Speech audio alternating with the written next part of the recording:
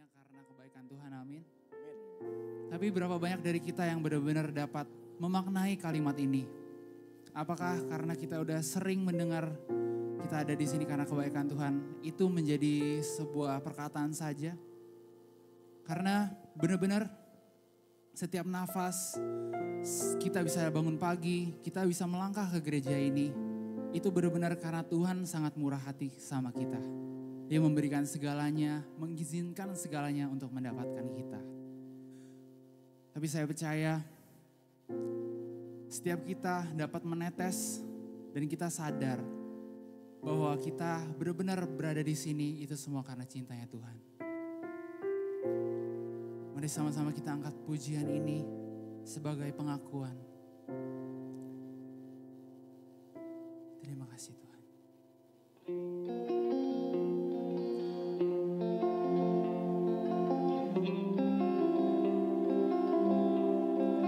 Seluruh hidupku diserahkan padamu Tuhan.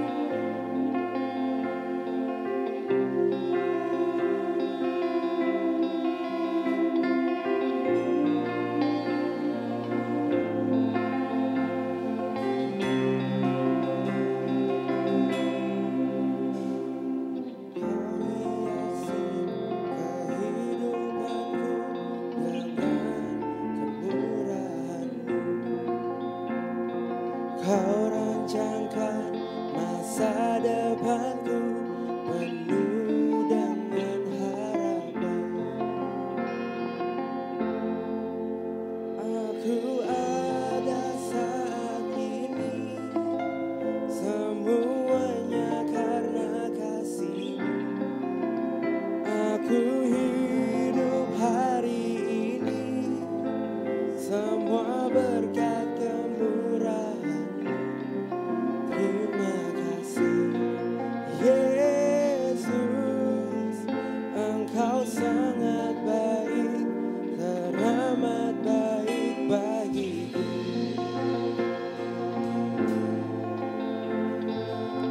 Terima kasih Tuhan. Kau hiasi kehidupanku dengan kemurahan-Mu. Kau rancangkan masa depanku penuh dengan harapan. Aku ada saat ini, semuanya karena kasih-Mu. Aku hidup hari ini, semua berkat kemurahan-Mu. Terima kasih Yesus, Engkau sangat baik, teramat baik bagiku. Ada saat ini, semuanya karena kasih-Mu. Aku hidup hari ini, semua berkat kemurahan-Mu. Terima kasih Yesus, Engkau sangat baik, teramat baik bagiku. Kami bersyukur Tuhan, karena kami tidak perlu khawatir lagi.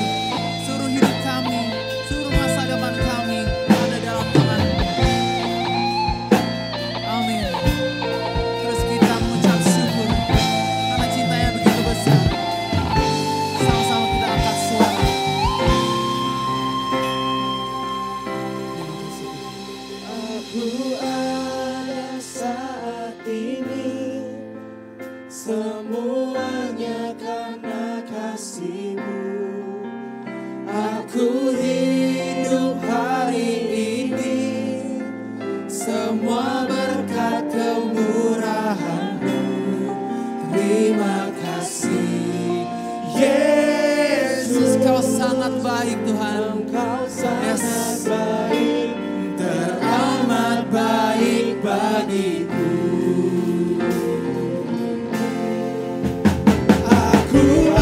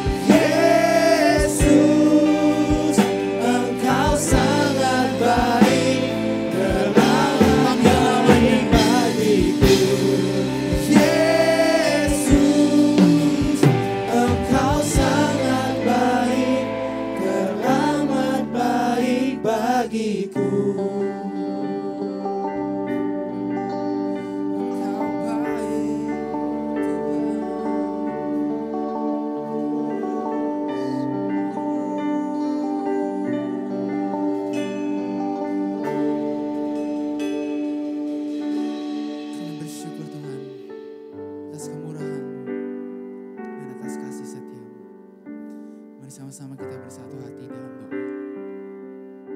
Terima kasih Tuhan untuk setiap kasih karunia yang Kau berikan kepada kami, setiap kebaikan yang Kau tunjukkan dalam hidup kami, sehingga kami bisa bersama-sama berkumpul di tempat ini, kami bisa menyatakan nama-Mu, kami bisa memuliakan Engkau Tuhan.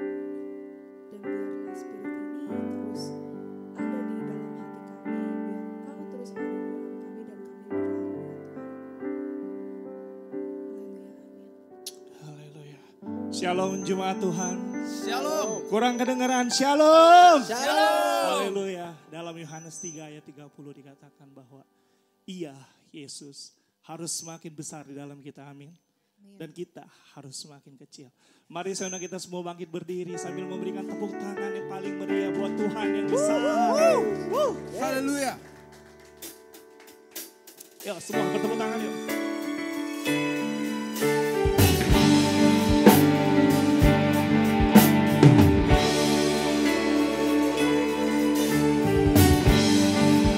Mari sama-sama katakan semesta alam. Semesta alam dan yang bernafas menyembah. Biar surga bumi. Surga bumi sembah, kudus kudus Kau Tuhan. Mengalir kuasa dari tempat tinggi, dari tahta-Mu yang kudus. Dan Kau besar, agung nama-Mu besar, Raja yang sungguh besar. Serukan haleluya.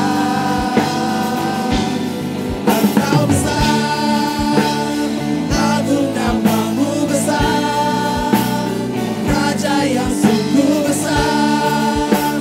Serukan haleluya.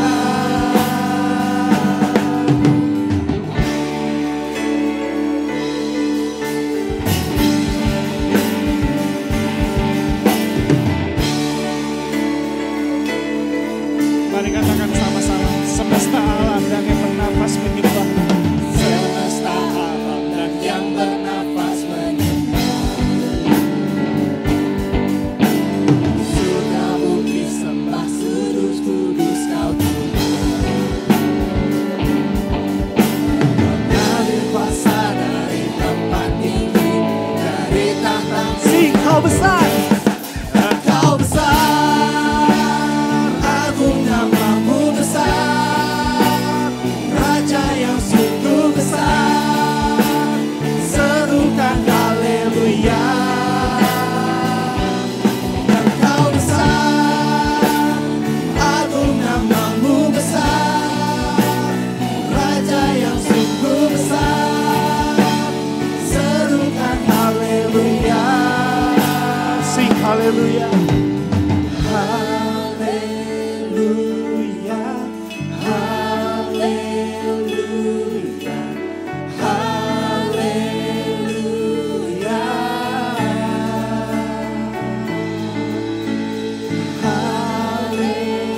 haleluya,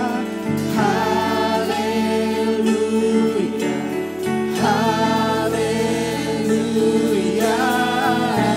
Sing haleluya.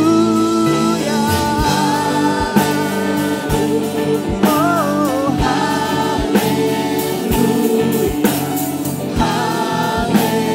sekali lagi katakan haleluya. Oh, Haleluya, haleluya, haleluya. mari semua tangan terangkat buat Tuhan. Engkau besar, agung nama-Mu besar. We declare it this morning, Lord, because you are great. Oh, serukan haleluya. Engkau besar, agung nama-Mu besar, Raja yang sungguh besar. Serukan haleluya. Lebih lagi ya buat Tuhan. Engkau besar, agung nama-Mu besar, Raja yang sungguh besar. Serukan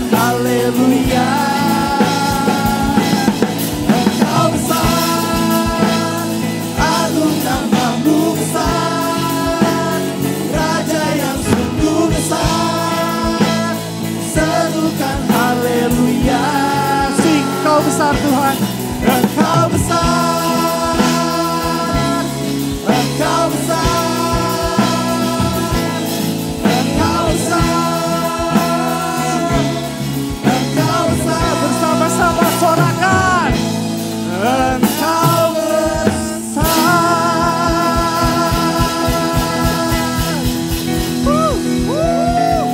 Dengan sorak-sorai lebih lagi. Katakan haleluya. Dia besar dan dia besar di setiap kita. Amin. Amin. Sama-sama kita memuji dia. Go sing. Mari bersuka.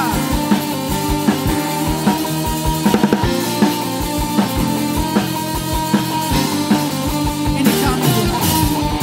Kau Tuhan Maha Mulia, namun Kau memilihku. Salibmu Maha sempurna, tebus dan layakkanku. Karena Kau, ku bebas merdeka, pulih masa depanku. Pakailah segenap hidupku untuk Sama-sama kemuliaan. kita bangkit ya. Bangkit dan bersinar bagimu, masyurkan kebesaranmu, sorakan tinggi namamu, hanya Kau Yesus.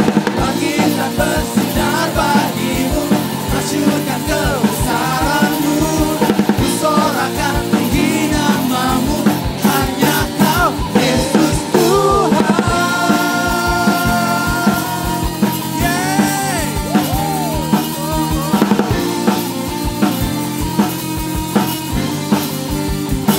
Sama-sama. Karena Kau, ku bebas merdeka, pulih masa depanku. Ini kami Tuhan. Pakailah seluruh hidup kami. Segenap hidupku Bagi siapa?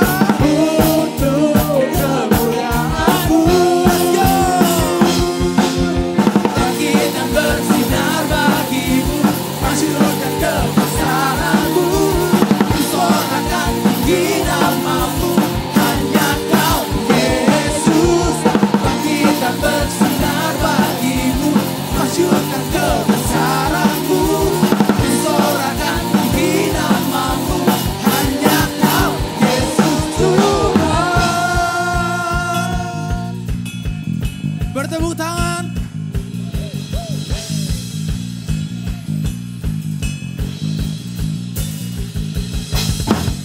Yesus telah bangkit bagi setiap kita. Dan maka itu kita sudah bebas merdeka. Amin. Sama-sama kita tinggikan sekali lagi. Bangkit dan bersinar bagimu, masyurkan kebesaran-Mu, ku sorakan tinggi namamu, hanya Kau Yesus.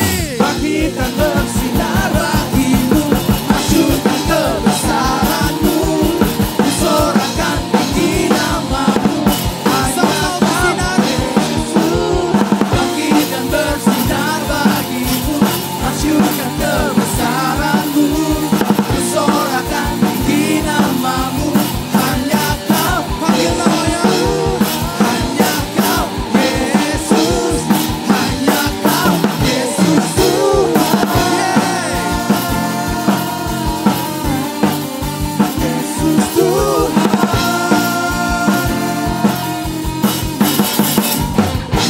Haleluya. Siap pujian hanya bagi namanya saja. Sekali lagi namanya siapa? Yesus. Kau hidup di dalam kami. Dan kami Tuhan ingin terus meninggikan namamu, menaikkan pujian dan penyembahan, mengembalikan semua kehormatan bagi namamu saja. Amin Tuhan.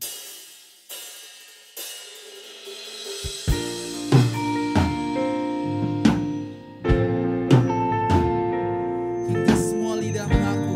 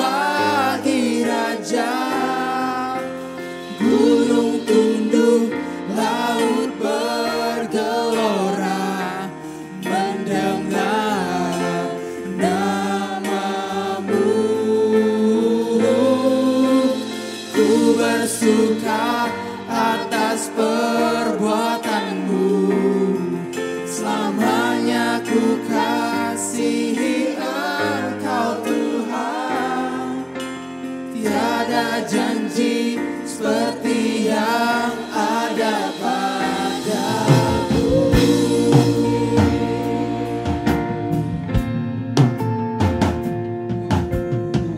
Kami pegang pribadi-Mu Tuhan.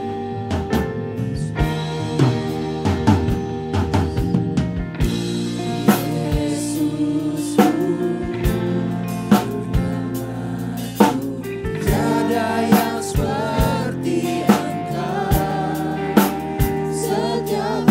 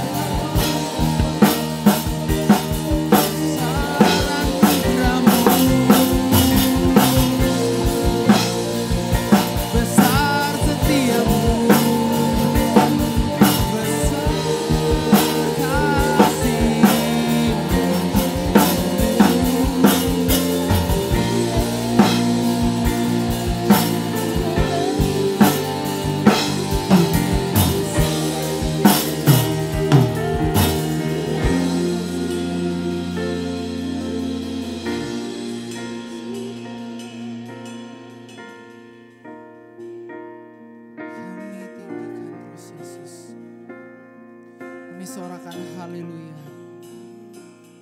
Tidak kata yang dapat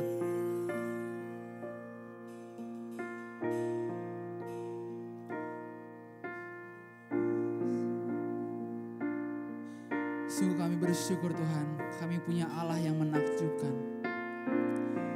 Engkau sungguh luar biasa Tuhan dalam setiap musim hidup kami. Dan tiada hentinya kami menaikkan pujian, penghormatan, pengagungan bagi nama-Mu saja. Kita katakan,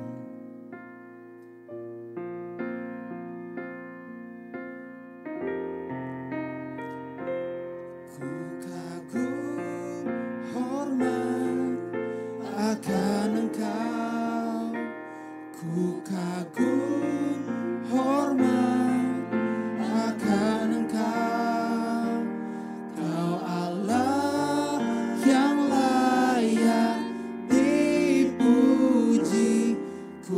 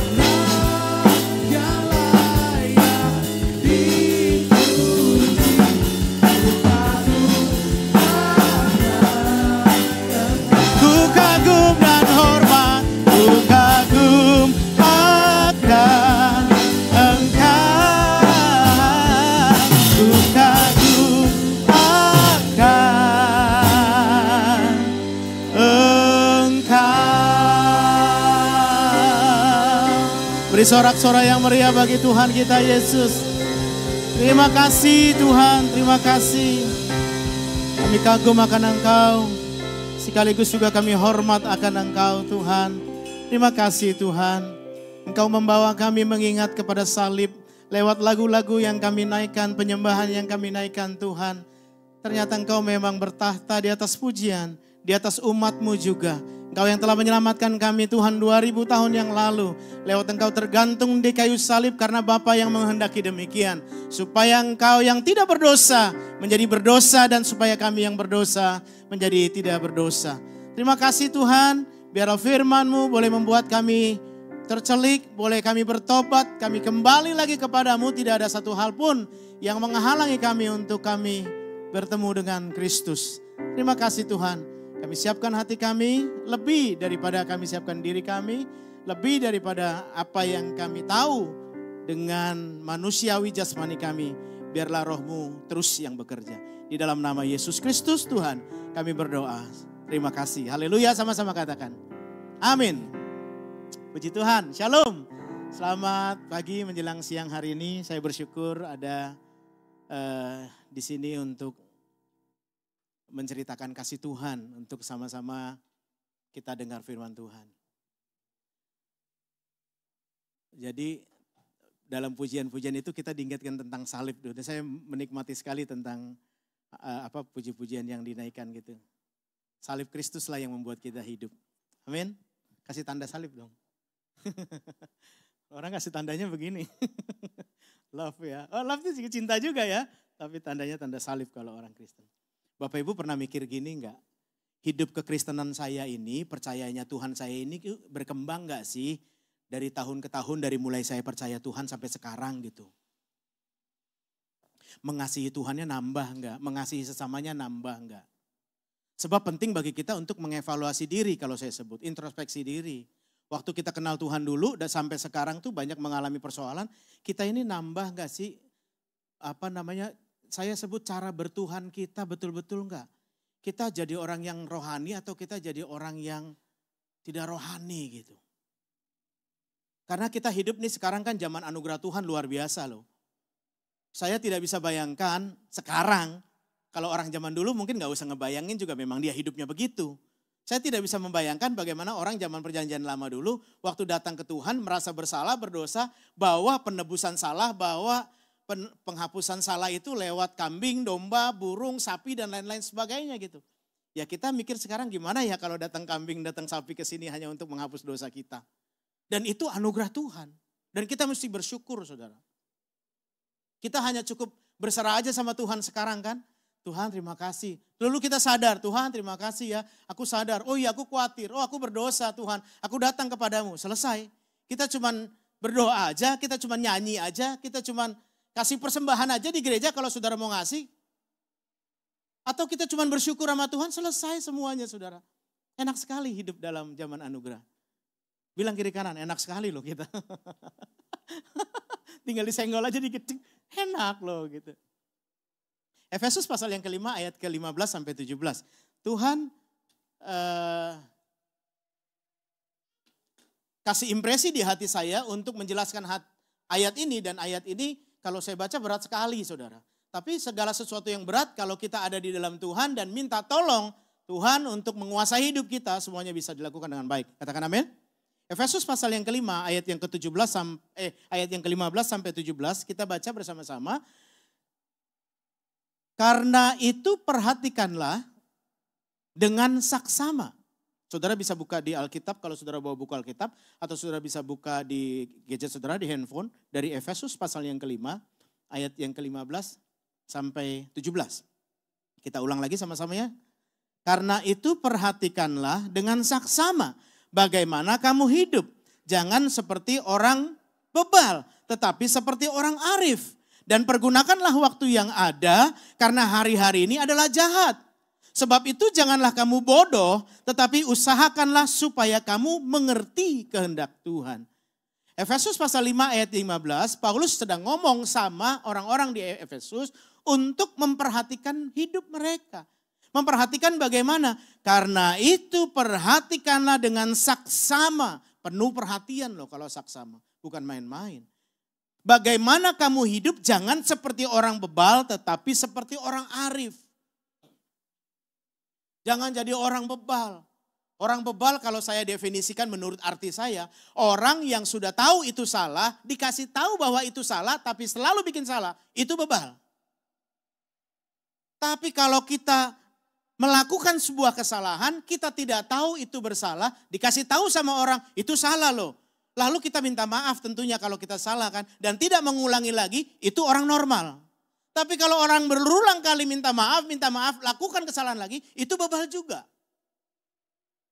Dan Tuhan gak mau kita jadi bebal. Kalau kita ngomong tentang bebal, cerita yang paling lengket sekali di pikiran adalah orang Israel. Tegar tengkuk, bebal, betul kan?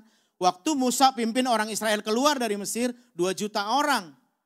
Saya tidak tahu bagaimana bisa membayangkan 2 juta orang dipimpin oleh 1 orang. Makanya dia punya mertua yang baik. Makanya doa saudara yang mau menikah, carilah mertua yang baik.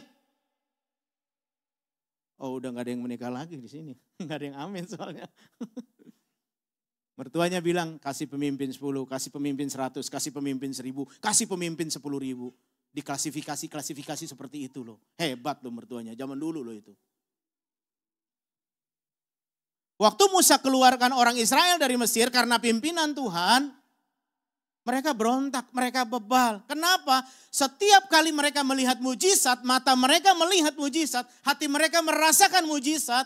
Tapi kalau mereka menemui masalah, yang disalahin Tuhan loh. Yang disalahin Musa loh. Ngapain coba kamu pimpin kita keluar begini, mendingan di Mesir makan daging, minum susu. Di sini kita. Tapi waktu mereka berkeluh kesah begitu, Tuhan setia banget loh, adakan mujizat. Mereka selalu makan. Tuhan bisa bikin itu burung puyuh turun 90 cm di atas tanah. Jadi mereka bisa makan. Itu ceritanya semuanya di Alkitab. Tapi kalau mereka ketemu dengan masalah kok mereka langsung salahin Tuhan. Salahin pemimpin. Kita suka bilang mereka bebal. Kalau waktu saya pernah ke Israel, saya lupa berapa 6 tahun yang lalu.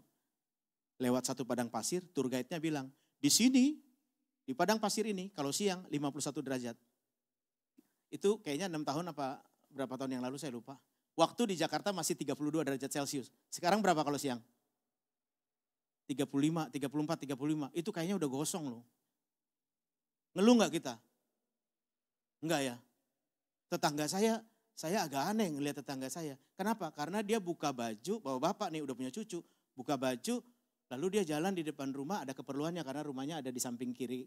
Di samping kiri blok kami, ada juga yang di blok sebelah gitu. Jadi dia mau mengunjungi anak, menantu dan cucunya. Lalu pas di depan rumah kami dia bilang, dia buka baju, dia bilang, dingin sekali ya. Duh kenapa sih maksudnya? Saya gak ngerti, saya tanya istri, kenapa dia ngomong dingin ya? Ya dia ngomong kebalikannya, maksudnya dia panas gitu. Saudara kalau disuruh keluar panas gitu 35 derajat, happy gak? Atau senang atau ngeluh? Biasa aja. Misalnya gak ada apa-apa nih, suami bilang, kamu beli dulu deh ke sono gitu, pergi. Panas lah gak mau, kebakar. Kita bilang orang Kristen tuh suka ngeluh, belum pernah ke sono. Gimana kalau 51 derajat Celcius gak tahu kayak apa.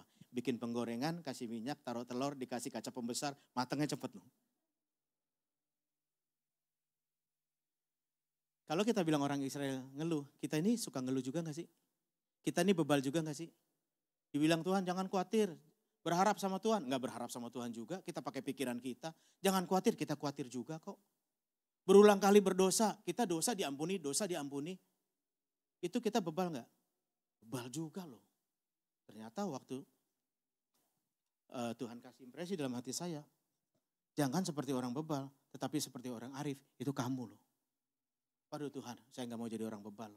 Terus dikatakan, dan pergunakanlah waktu yang ada karena hari-hari ini adalah jahat. Kenapa hari-hari ini adalah jahat? Hari-hari ini hari-hari secara alamiah ya, pagi, siang, sore, malam. Dan di situ bisa jahat. Kenapa? Karena kita gak serahkan hidup kita kepada Tuhan. Jadi kita bisa anytime jatuh dalam dosa. Bisa pagi, bisa siang, bisa sore, bisa malam. Kehidupan kita ini kalau kita gak serahkan kepada Tuhan itu jahat. Kalau kita pimpin hidup kita sendiri menurut ego kita, menurut kemauan kita, bisa jadi jahat. Hari Selasa malam lalu saya ngomong sama para WL dan singer di sini. Saya bilang pelayanan kita nih di depan nih, orang yang main musik, orang yang WL, singer, itu bahaya loh. Bahaya apa? Bahaya untuk tidak sadar diri lantas itu menjadi sebuah ego, saya bisa melakukan itu gitu. Itu kekejian di hadapan Tuhan loh. Karena lagu-lagu kita nih kan lagu-lagu yang udah ngelit sendiri-sendiri gitu. Ngelit drum, gitu. Yang gitar udah sendiri tuh. Saya tidak mengatakan kita begitu orang berdosa, tidak. Yang penting posisi hati kita di mana. Kalau kita bilang, wih bisa ya, gue ternyata bisa juga ya, jago juga ya. Saya jago juga ya main musik, saya jago juga yang nyanyi. Saya hebat juga ya bisa jelasin firman Tuhan, khotbah di sini secara detail. Tuhan tidak dimuliakan, itu setan, itu ego kita. Dan orang itu gak nampak begitu, gak nampak, gak kelihatan. Mesti ada orang yang punya karunia khusus dan tegur itu orang supaya dia bertobat. Kalau enggak, kita bebal loh. Kita bebal. Lalu katanya jangan bebal, pergunakan hari-hari adalah jahat. Jadi setiap hari kita gak bisa jamin loh kita gak jatuh dalam dosa. Gak bisa. Orang bisa aja langsung berdosa pagi, tahu-tahu dia ketemu apa, dia pikiran yang najis. Bisa aja. Bisa aja malam gak tahu apa-apa terus ikut sesuatu yang gak benar, yang berdosa. Bisa aja, kita gak tahu. Dan kalau hari-hari kita gak kita kasih sama Tuhan, kita gak bisa hidup sesuai dengan kehendak Tuhan. Berat, saudara, berat. Yang saya bilang berat ini artinya adalah kalau kita berjuang secara daging manusiawi kita. Tapi kita kalau serahkan diri kepada Tuhan, Tuhan yang akan melakukan segala perkara. Ayat 17, sebab itu jangan kamu bodoh tetapi usahakanlah supaya kamu mengerti kehendak Tuhan. Jangan bodoh. Aduh Tuhan kalau ngomong nih dalam firman-Nya tuh langsung gitu, jeger. Bikin kita tersinggung, ya harusnya memang kita tersinggung gitu. Jangan bodoh tapi pergunakan waktu yang baik untuk berusaha mengerti kehendak Tuhan. Usahakan ini berarti ada cara yang serius yang kita lakukan untuk kita ketemu Tuhan. Tapi cara yang kita lakukan itu betul-betul cara yang dipimpin oleh Tuhan. Bukan kedagingan. Tapi berarti berusaha enggak? Ada juga. Cuma Tuhan semuanya yang lakukan begitu. Jadi kalau kita sadar kita ada hidup dalam anugerah Tuhan. Ternyata kita disuruh jangan bodoh, pergunakan hari-hari karena jahat, tapi hendaklah engkau mengerti kehendak Tuhan.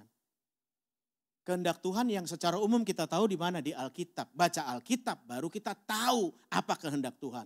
Selebihnya Tuhan bisa kasih impresi, Tuhan bisa bicara pribadi di hati kita untuk kita lakukan sesuatu menurut kehendaknya. Tapi umumnya Tuhan ngomong di hati kita, Tuhan ngomong sama orang lain, Tuhan ngomong di Alkitab itu sama. Hidup dalam anugerah Tuhan itu tidak menghayal. Hidup dalam anugerah Tuhan itu taat. Jangan mentang-mentang kalau kita udah hidup di dalam Tuhan, udah diselamatkan, udah diampuni dosanya. Lantas kita mikir ya udahlah gak apa-apa saya juga berbuat dosa juga nanti diampuni. Tanggal 1 kalau di gereja-gereja lain ya, tanggal 1 atau minggu pertama itu perjamuan kudus. Di situ udah langsung ada perjamuan kudus tuh ibadah. Jadi di situlah ngaku dosa, Tuhan aku berdosa diampuni selesai. Habis itu minggu kedua, 3, 4, begitu lagi. Bulan depan minggu pertama begitu lagi. Karena gerejanya setiap minggu pertama perjamuan kudus. Jangan kita bilang kita bebas semaunya. Gak apa-apa korupsi asal sedikit. Gak apa-apa berzina asal jangan hamil aja. Gak usah bohong asal jangan ketahuan. Dan semua kita bilang ya gak apa-apa. Padahal kita melakukan itu semua. Jangan hati-hati loh. Sampai Tuhan kasih di hati saya. Jangan sampai aku muak dan bunuh kamu. Karena Tuhan tuh bunuh orang Israel loh. Berulang kali. Saudara berapa tahun sih perjalanan Israel itu? Dari Israel, Mesir menuju Kanaan, Alkitab bilang berapa tahun? 40 tahun. 40 tahun itu berapa generasi? Ya satu generasi lah punya anak ya. Punya anak berapa umur? Umur berapa punya anak? 29. Saya 26 udah married. Jadi 40 tahun tuh bisa jadi 2 generasi tuh. Bayangkan 40 tahun tuh berontak diampuni. Sampai Tuhan muak dan Tuhan matiin mereka loh. Ada yang dipagut ular, ada yang tanah tiba-tiba terbelah terus mereka masuk. Ada yang cara-cara lain yang Tuhan memang khususkan untuk matiin itu orang. Kenapa? Berulang kali jatuh dalam dosa, bebal dan bodoh. Tuhan saya gak mau loh begitu Tuhan. Jadi kita ini hanya perlu taat aja. Sama-sama bilang taat. Itu aja. Meskipun taat juga bukan berarti kita adalah orang yang taat. Kita berusaha taat karena Tuhan itu orang yang taat dalam hati kita. Dia yang memampukan kita untuk hidup dengan taat. Dia yang memampukan kita untuk hidup seperti apa yang Tuhan kehendaki. Jadi bukan keinginan saya. Jadi namanya kalau saya ini, kalau kita di dalam Tuhannya itu, enggak ada itu kehendak bebas. Enggak ada. Enggak ada kehendak bebas. Walaupun saya tahu biasanya kalau proses untuk mengenal sesuatu itu dalam dunia, proses dalam dunia itu melihat, mengenal, baru percaya. Maksudnya kalau kita kenal orang, kita kenal barang, kita kenal sesuatu, apa saja.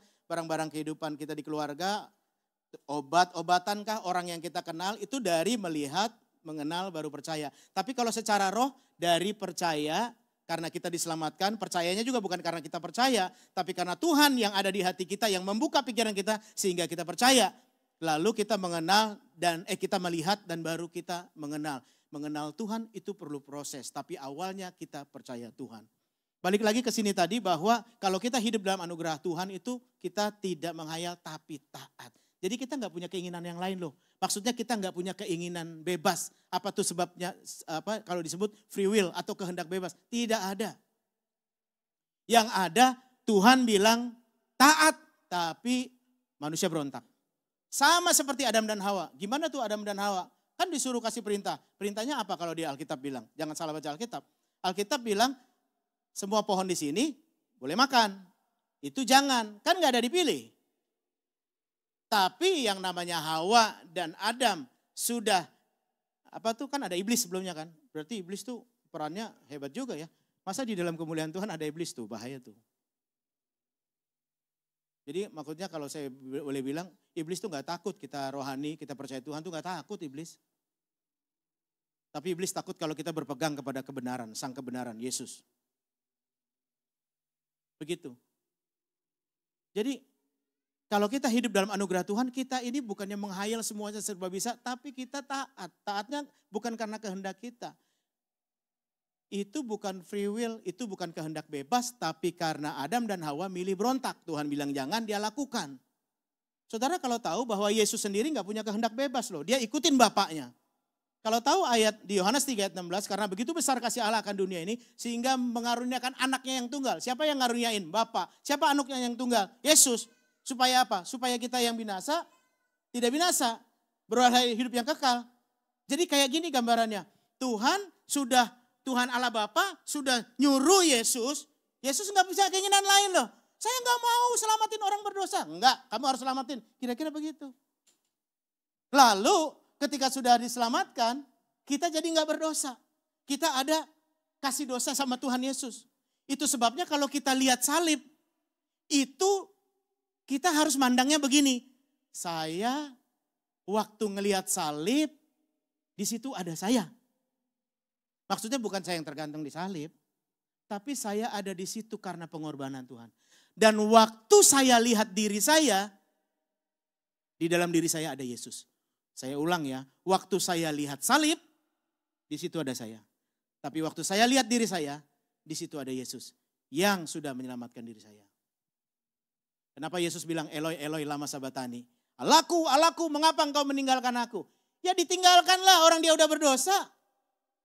Tuhan suci, manusia berdosa. Ditinggalkan. Allah Bapa suci, Yesus Tuhan suci. Tapi ini kan ngomong disalibkan secara manusiawinya.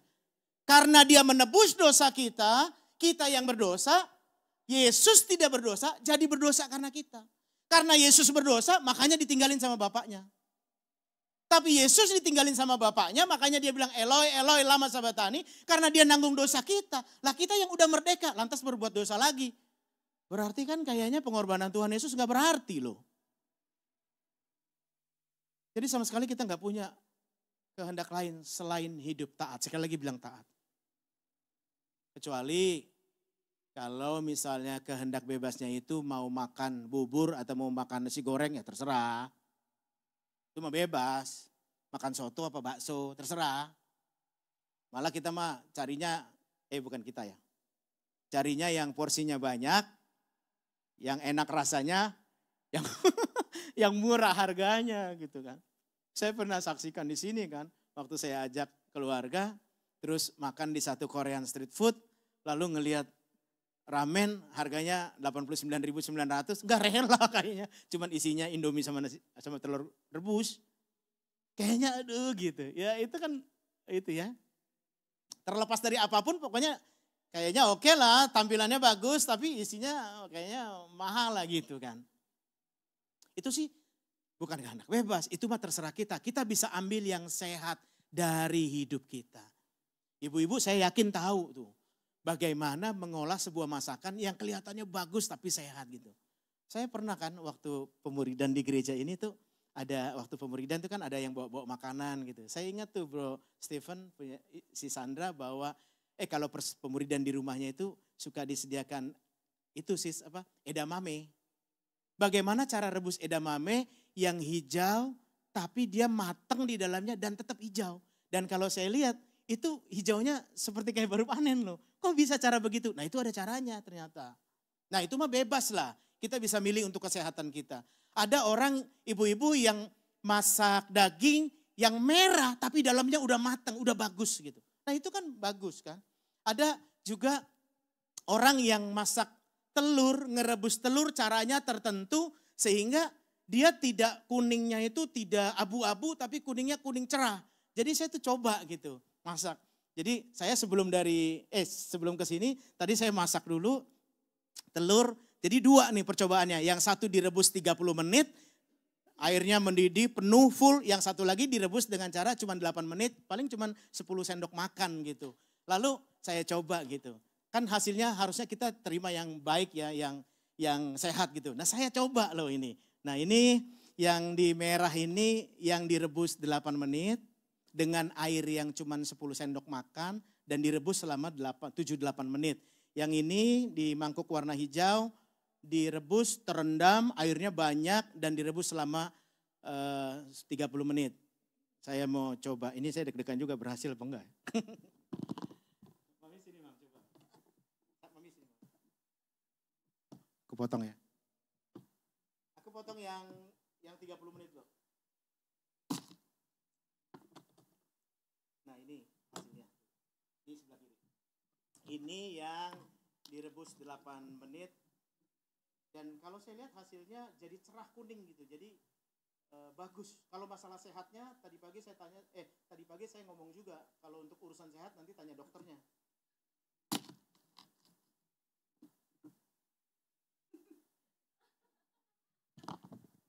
Kamu ketawa kayaknya gagal ya. Nih lihat, boleh ditunjukkan. Yang sebelah kiri 30 menit, yang ini 7 menit atau 8 menit.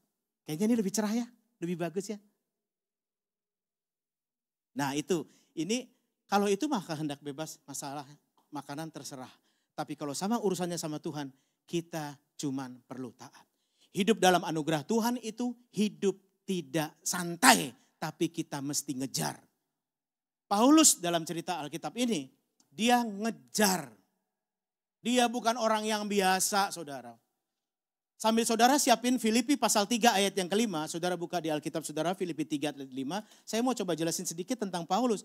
Yang seperti kita tahu semuanya, Paulus itu orang yang bukan di dalam Tuhan. Dan dia menganiaya orang Kristen kan, di mana-mana dia lakukan itu. Bahkan dia dapat surat dari gubernur yang mengizinkan dia untuk boleh siksa, untuk boleh masukin di dalam penjara gitu. Dan itulah tugas dia. Nah, tapi saudara, dia punya latar belakang background, 5 hal background dia yang dimana dinyatakan dia itu orang yang luar biasa spektakuler pada zamannya. 5 latar belakangnya. Ada di Filipi 3 ayat 5. Kita baca yuk sama-sama.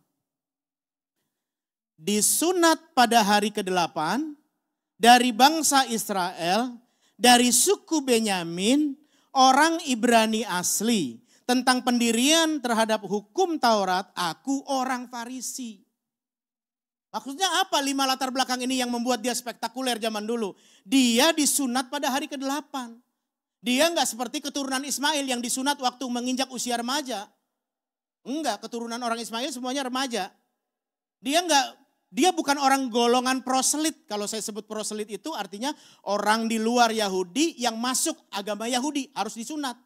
Misalnya ada orang Yunani, orang Arab, orang Mesir masuk agama Yahudi harus disunat. Dia bukan seperti itu. Dia disunat pada hari kelahirannya. Kenapa? Karena dia hidup dalam hukum perjanjian dengan Tuhan. Ini orang yang ngikatin diri hidup perjanjian dengan Tuhan. Lalu dibilang di situ, saya ini dari bangsa Israel. Nah ini Israel ini jadi rasial ya. Kita lihat sekarang konflik Israel dan Palestina. Masing-masing mereka dengan keyakinannya. Tapi orang Israel ini merupakan satu rasial, rasial yang betul-betul dihormati pada waktu itu. Itu sebabnya kita kalau tahu cerita Alkitab, orang Israel nggak bergaul sama Samaria. Walaupun mereka dari nenek moyang yang sama. Kenapa? Karena mereka bilang tuh kami ini spesial, kami ini rasial dari Tuhan gitu, khusus. Lalu dikatakan lagi dari suku Benyamin. Kenapa Benyamin jadi satu kebanggaan? Karena waktu itu Yakub mau meminang istri. Lalu pamannya menipu dia. Tahu cerita itu ya? Lalu dikasihlah bukan Rahel tapi dikasih siapa? Lea 7 tahun kerja. Waktu buka cadar, lah kok bukan Rahel, Lea tutup lagi. Dia bilang gimana nih? Ya udah kerja lagi dia 7 tahun, saya kasih Rahel. Dikasih Rahel. Lalu Benyamin ini adalah anak yang dilahirkan dari Rahel. Istri yang paling dikasihi oleh oleh Yakub. Kenapa begitu? Kalau istilah sekarang tuh gini.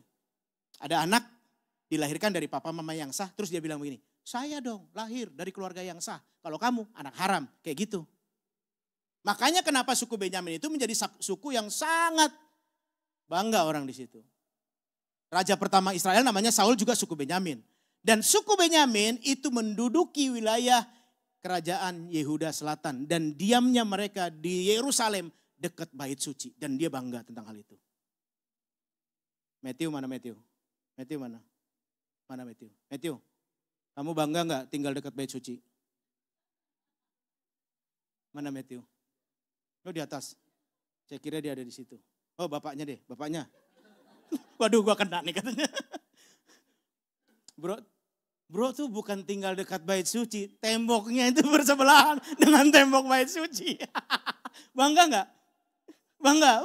Bangga hebat loh.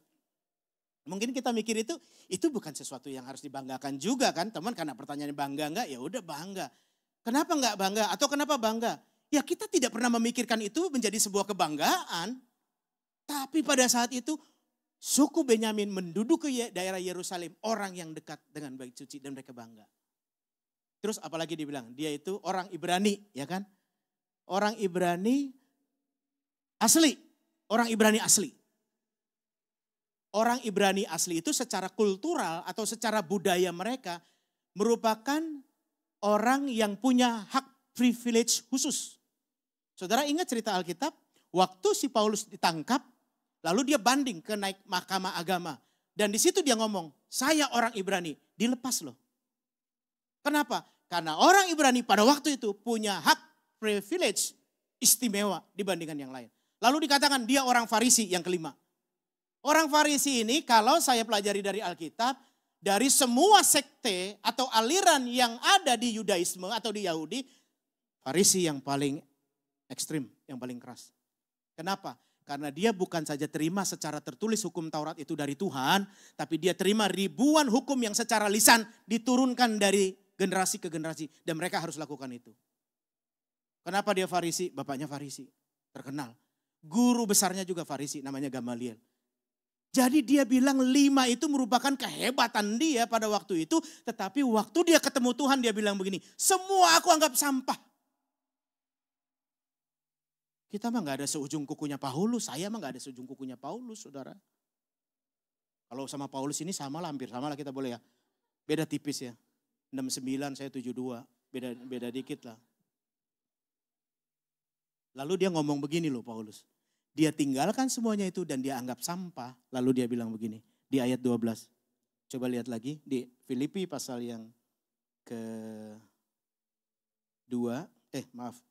Filipi pasal yang ketiga.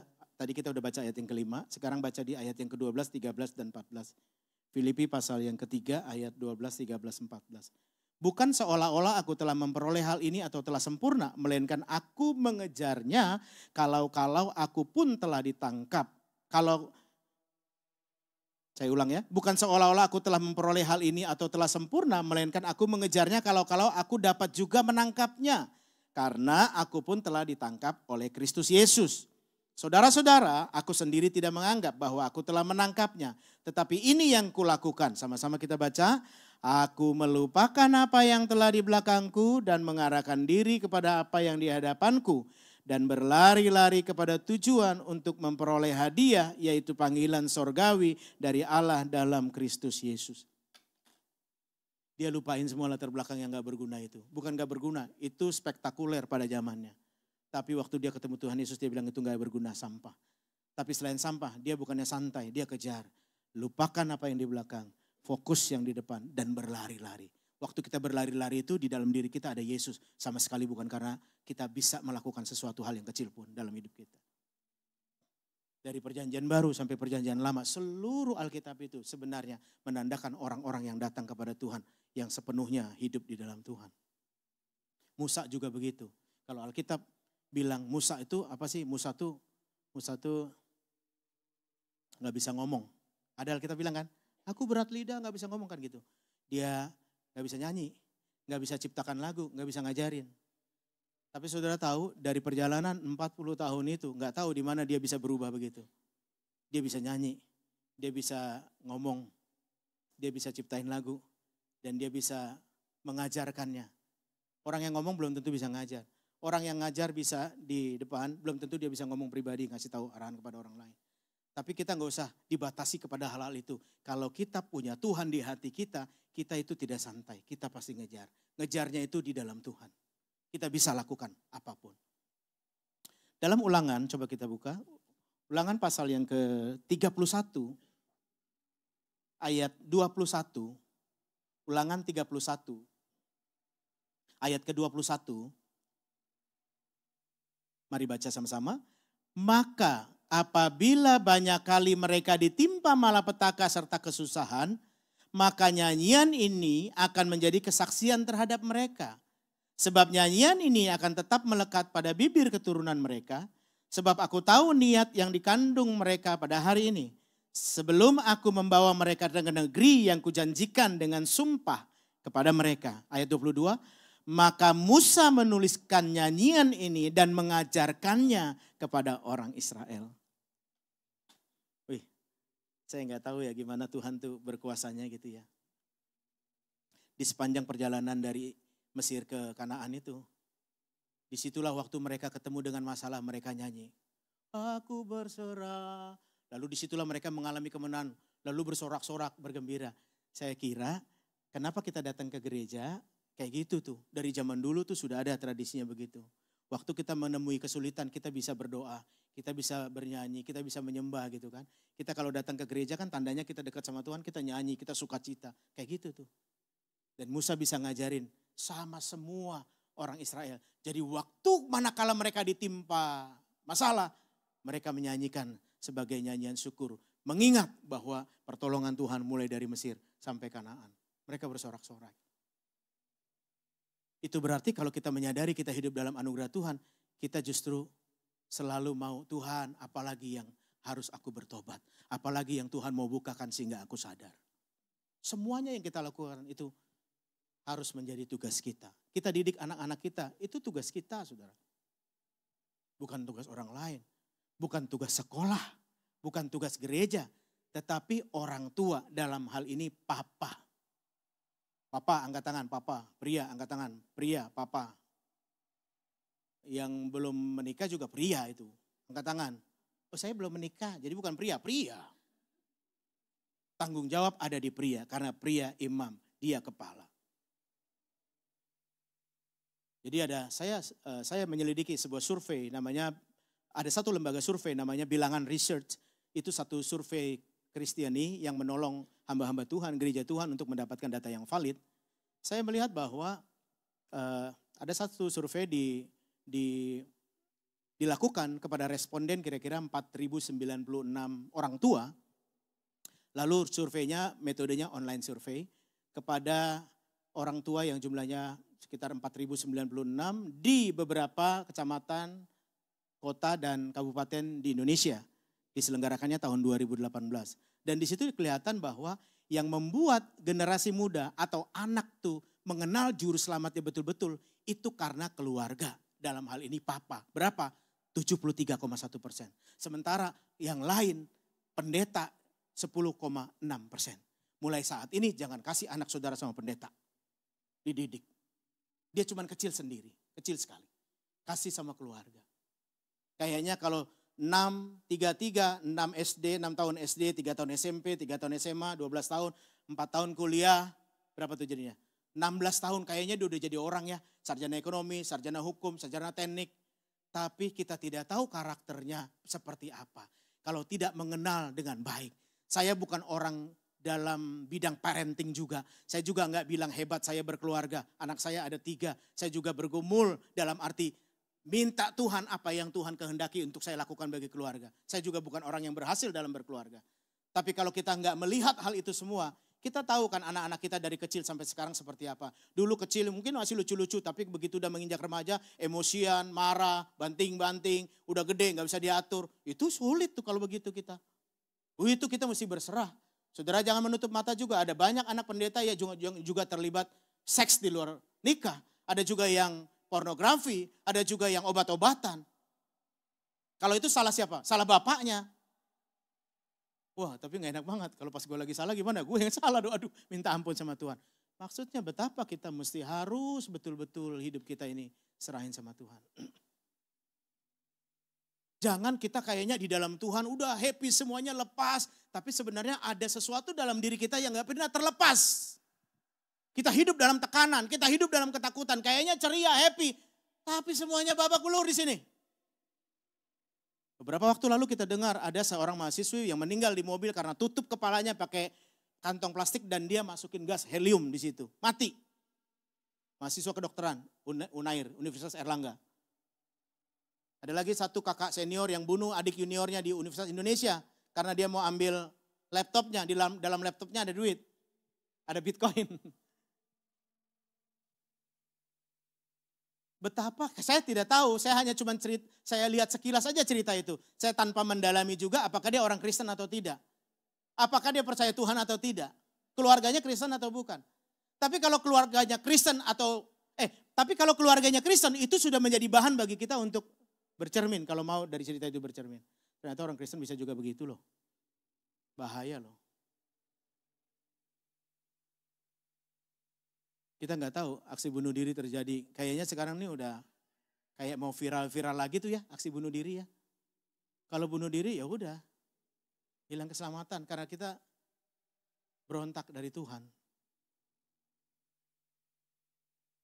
Kita bersyukur nih sudah selesai nih COVID-19 ya.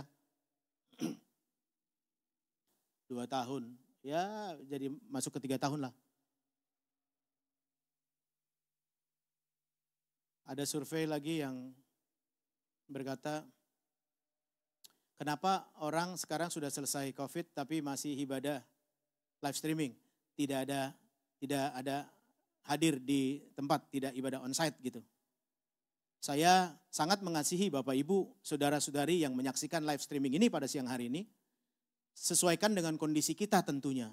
Tentu hal ini menjadi satu motivasi, bukan menghakimi saudara. Tetapi kalau saudara masih memutuskan untuk live streaming sampai sekarang, sesuaikan dengan kondisi. Kerohanian kah? Atau dari segi sosiologis kah? Tapi jangan karena takut. Ada orang-orang yang takut akhirnya nggak pergi kemana-mana. Dan yang takut itu kena. Dengan kita onsite di sini sebenarnya ada beberapa keuntungan. Apa? Karena kita ketemu dengan saudara-saudara iman. Ada fellowship, ada persekutuan, ada saling membangun. Ada nanya kabar, walaupun cuma sekedar nanya. Orang mungkin bilangnya, kan cuma sekedar nanya, nggak ngapa-ngapain. Tapi kalau kita onsite di sini akan lebih baik dibandingkan kita dengan live streaming. Tapi kalau Bapak Ibu menyatakan, enggak kok live streaming juga baik, nggak ada samanya, nggak ada bedanya, sama aja, oke silakan. Jadi ibadah minggu disurvei ada 406 gembala jemaat, pemimpin gereja lokal, disurvei dari September sampai Oktober 2022, metodenya juga online survei dan di beberapa gerejanya di beberapa kota dan kabupaten di Indonesia. Lalu kelihatanlah surveinya ibadah minggu yang hadir hanya 81%. Dari 400 itu di seluruh kota loh. Bukan di seluruh kota, di beberapa kota. Dan ibadah pemudanya 75%. Ya di sini ya nggak tahu berapa, karena belum disurvei, belum ada angket. Gitu ya. Tergantung size gerejanya juga. Gitu. Jadi jangan sampai kita merasa aman. Mungkin juga diselumuti dengan ketakutan sehingga kita nggak bisa ketemu dengan orang-orang.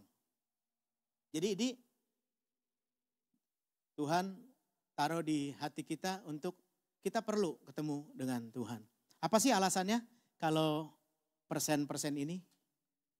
Kenapa orang onsite-nya cuma 81%? Saya lihat di sini alasan jemaat hadir ibadah onsite di gereja karena 69% dia bilang dia merasakan dampak positif yang ada di gereja ini. Ya dia dibina, dia didoakan, dia ada fellowship, dia ada persekutuan, dia rasain dampaknya gitu. Lalu yang 40, sekian persen ini memiliki komunitas di dalam gereja atau memiliki sahabat. Saudara punya nggak sih komunitas di sini? Saudara punya sahabat nggak di gereja ini? Saya beberapa kali ikut dalam persekutuan, saya bilang sama persekutuan di situ, ini keluarga kita. Itu aja. Kalau kita punya keluarga, disitulah kita dibina, disitulah kita dinasihati. Disitulah kita dibangun, disitulah kita mengenal firman sama-sama. Lalu ada tanggung jawab pelayanan, kira-kira 20-an sekian persen kalau tidak salah. Saya tidak bisa kelihatan data yang real di sini. Karena tanggung jawab pelayanan, karena udah tugas pelayanan aja. Karena udah rosteran, jangan sampai saudara ibadah onsite cuman karena ada rosterannya. Cuman karena ada jadwal pelayanannya. Aduh sebenarnya sih saya udah gak mau di sini. Tapi karena masih di jadwal ya udah. Wah itu bahaya itu. Terus ada keluarga sudah turun-temurun beribadah di situ, di gereja itu. Oh, papanya udah di situ, mamanya, kakeknya, neneknya udah di situ. Udahlah mau kemana lagi. Lalu itu ada sekitar 20-an persen. Lalu keluarga besarnya juga sudah beribadah di sini. Lalu ada lagi akrab dengan gembala. Kenapa dia masih gereja di situ? Karena dia akrab dengan gembala. 6,8% kecil. Yang berikutnya karena dia tinggal dekat gereja aja. 5,8%. Ya udahlah mau kemana lagi. Keluar juga jauh, udahlah sini aja gitu. Berarti tujuan kita untuk datang kepada Tuhan aja belum atau kurang menyadari. Sebenarnya kita perlu Tuhan. Itu. Jadi ya ini boleh saja, ini kan cuma sekedar survei kan. Tapi kenyataan yang sebenarnya adalah diri sendiri kita di hadapan Tuhan yang tahu. Jadi kita gak boleh santai. Bilang kiri kanan lagi jangan santai ya. Tapi serius untuk Tuhan. Hidup dalam Tuhan itu adalah hidup yang percaya kepada Yesus sang kebenaran. Dia satu-satunya sang kebenaran hidup kita. Kita ini untuk percaya Tuhan gak perlu kayak dikasih yel-yel lagi gitu untuk semangat. Seperti kayak banyak yang melakukan yel-yel gitu ya. Pagi, yes gitu. Ada anak SMA, dia punya grup namanya grup Dahlia. Dia bikin yel-yel. Kami adalah grup Dahlia, selalu menang, tak pernah kalah. Yeah. Itu SMA. Nanti dia udah SMA lulus, udah kuliah, udah kerja, udah punya anak, masih gitu. Kami grup Dahlia. Enggak. Kita bukan orang-orang lagi yang dipacu-pacu, dipompa-pompa begitu untuk mengenal Tuhan. Kita harus kenal kebenaran. Karena kita harusnya sudah dewasa. Karena orang yang dewasa lah yang bisa pakai baju pengantin. Kalau ada anak kecil udah menikah, namanya pernikahan dini. Paulus bilang gini, kita tuh harusnya udah jadi pengajar. Pengajar tuh makanya bukan kita ngajarin orang. Cuman kalau kita bicara kita ngomong level kita tuh sebenarnya bukan kayak dasar banget. Walaupun Paulus suka ngasih tahu, kamu harusnya jadi pengajar tapi kamu harus diingetin dasar-dasar lagi. Betul. Tapi seharusnya kita udah dewasa di dalam firman dan tahu mana yang benar, mana yang salah, mana yang mulia, mana yang sesuai kehendak Tuhan. Itu kita tahu karena firman Tuhan juga bilang begitu. Lewat ini sebenarnya kita tahu bahwa kita sangat bersyukur. Karena apa? Karena kita dapat anugerah dari Tuhan. Dua langsung, anugerah umum sama anugerah khusus kalau saya sebut. Anugerah umum kita dapat semua fasilitas yang ada di dunia ini. Kebahagiaan, kesenangan, fasilitas, kemewahan, udara, cuaca, panas, dingin, semua dapat. Kecuali anugerah khusus tidak semua orang dapat, yaitu keselamatan. Kita di sini orang-orang yang diselamatkan, katakan amin. Kita di sini orang-orang yang diselamatkan. Dan ini kita hidup dalam anugerah khususnya Tuhan. Kalau kita aja udah dapat privilege, bahasanya begitu. Hak istimewa di dalam Tuhan. Kita gak akan hidup sembarangan. Saudara pikirkan kira-kira apa yang membuat saudara bisa lebih mengasihi Tuhan.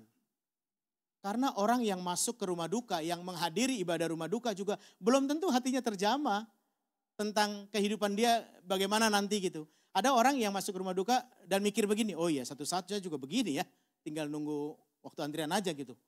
Tapi ada juga yang memang gak tersentuh apa-apa. Ya tidak juga harus mengenang Yesus di tempat rumah duka. Tapi dalam setiap hal yang kita jumpai situasi kondisi hidup kita. Harusnya kita terhubung dengan Tuhan di situ. Berikutnya. Ada fungsi Alkitab yang dijelaskan dalam Alkitab. Yaitu di dalam 2 Timotius 3 ayat 16, mari baca sama-sama 2 Timotius 3 ayat 16. Segala tulisan yang diilhamkan Allah memang bermanfaat untuk mengajar, untuk menyatakan kesalahan, untuk memperbaiki kelakuan, dan untuk mendidik orang dalam kebenaran. Segala tulisan yang diilhamkan Allah, apa tulisan yang diilhamkan Allah?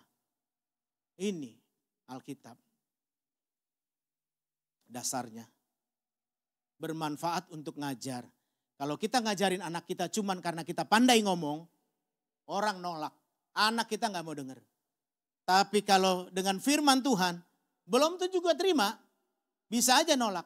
Tapi karena kita pakai kuasa firman, Tuhan yang mengelola di hati anak-anak. Tuhan yang mengelola di hati saudara kita.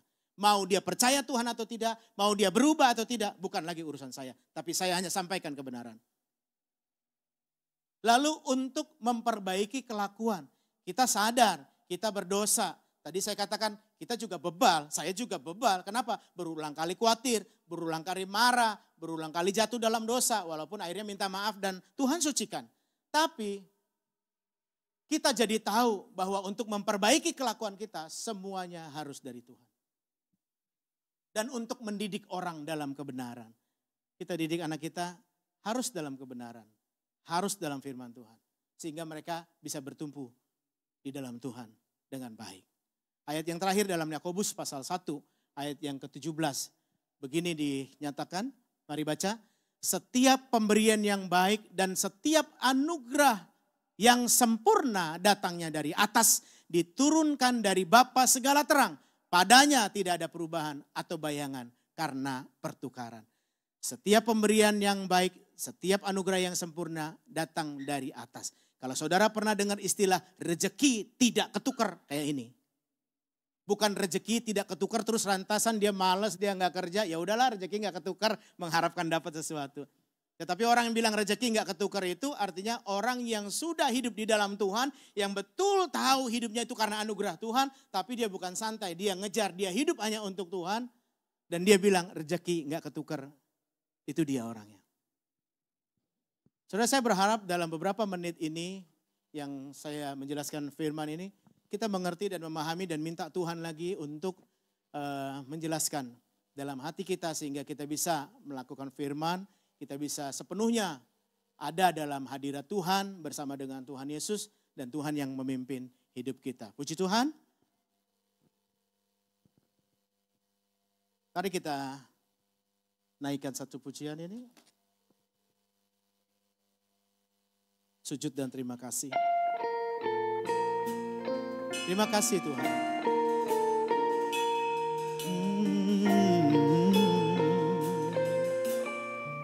Mari nyanyikan sama-sama. Kasih Tuhan sungguh mulia,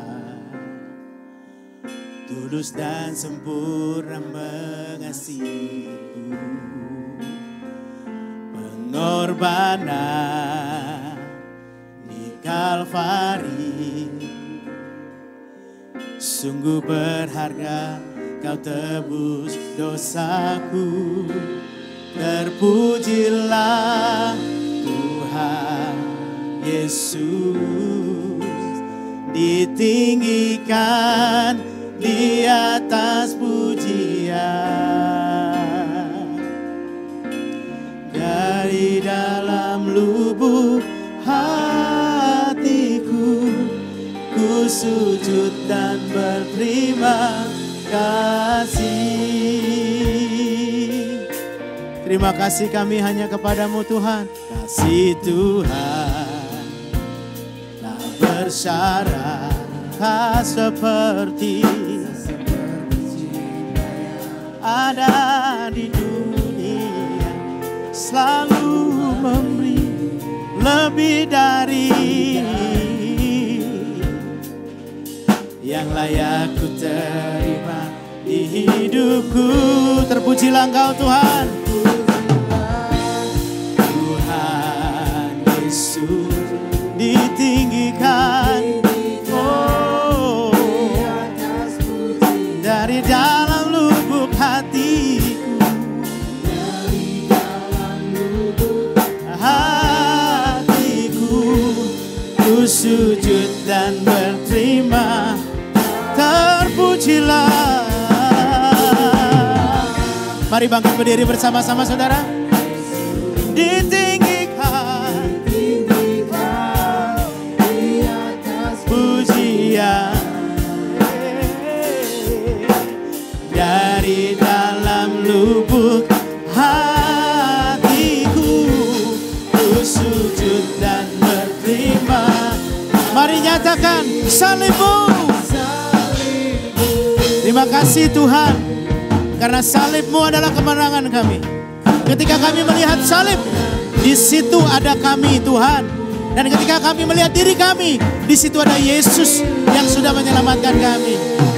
Terima kasih Tuhan. Salib-Mu, salib-Mu, salib-Mu, kemenanganku, dan bilur-bilur-Mu menyembuhkanku Tuhan. Oh, menyembuhkanku. Amin. Mari angkat tangan saudara. Tuhan Yesus. Amin. Oh, di atas segalanya. Terima kasih Tuhan. Dari dalam lubuk hatiku, ku sujud dan berterima. Terpujilah Tuhan.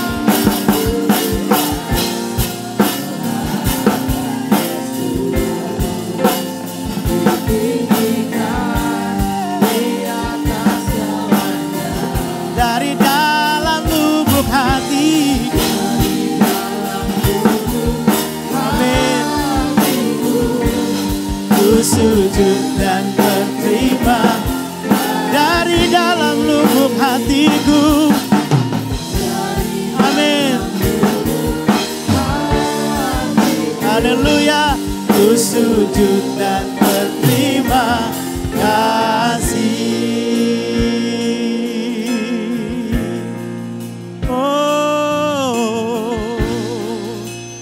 Salib-Mu kemenangan kami, bilur-Mu kesembuhan kami.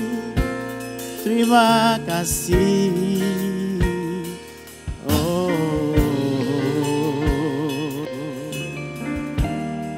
terima kasih Tuhan Yesus. Kami diingatkan sekali lagi tentang pengorbanan-Mu yang besar. 2000 tahun yang lalu Engkau mati di atas kayu salib untuk menebus kami. Engkau rela ditinggalkan oleh Allah Bapa hanya karena Engkau fokus untuk menyelamatkan kami.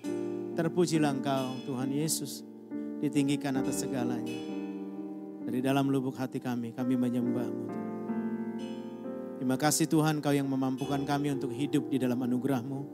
Dalam hari-hari mendatang, minggu depan, bulan depan, kami ada dalam tugas dan kewajiban kami masing-masing. Tuhan tolong kami, firman-Mu diterjemahkan sesuai dengan pengertian kami masing-masing dalam bidang ruang lingkup pekerjaan, kegiatan, aktivitas hari-hari kami. Kami dagang, kami bekerja, kami sebagai ibu rumah tangga, kami kuliah, sekolah, dan semua aktivitas kami. Engkau ada di sana memimpin hidup kami. Terima kasih Tuhan Yesus. Saatnya kami mau pulang sekarang. Kami mengarahkan tangan kepadamu karena Engkaulah yang memberikan berkat bagi kami. Berkat dari Allah Bapa yang besar. Berkat dari Tuhan Yesus yang rela menyerahkan dirinya untuk kita. Berkat dari Roh Kudus yang memperbaharui menuntun hidup kita hari-hari lepas hari. Siang, pagi, siang, sore, malam. Seterusnya ada dalam waktu-waktu yang baik. Bukan waktu yang jahat. Kami terima semuanya ini dengan ucapan syukur. Dalam nama Tuhan Yesus. Sama-sama kita katakan amin. Ibadah selesai. Tuhan Yesus memberkati kita.